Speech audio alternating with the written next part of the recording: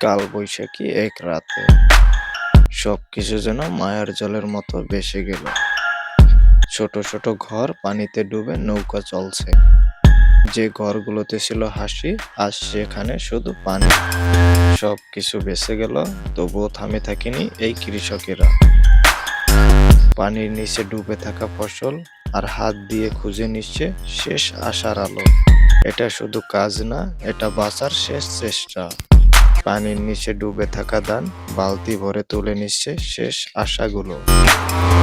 মায়াজালের মতো ভাসছে স্বপ্ন, তবুও হাল ছাড়েনি এই কৃষক। হঠাৎ করে যখন কালবৈশাখী ঝড় শুরু হয়, তখনই কৃষকের ধান লাড়া থাকে মাঠে। এক নিমিষেই শেষ হয়ে যায় কৃষকের ধান। কেউ দৌড়াদৌড়ি করছে, কেউ ছোটাছুটি করছে ধান কুড়ানোর জন্য।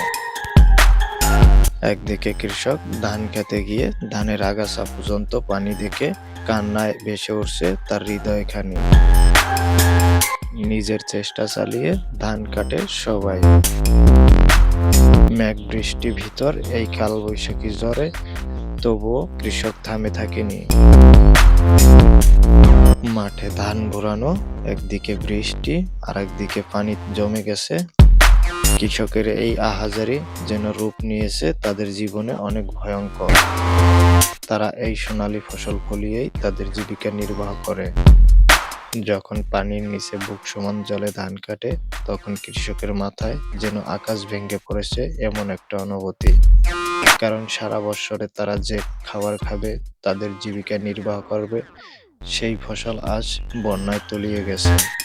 মাঠ থেকে সোনালী ফসল কুড়িয়ে এনে বস্তায় ভরে রেখেছে, তবুও থেমে থাকেনি এই বন্যার পানি। বাড়িঘর তলিয়ে সেখানেও পানিতে শুয়ে গেছে।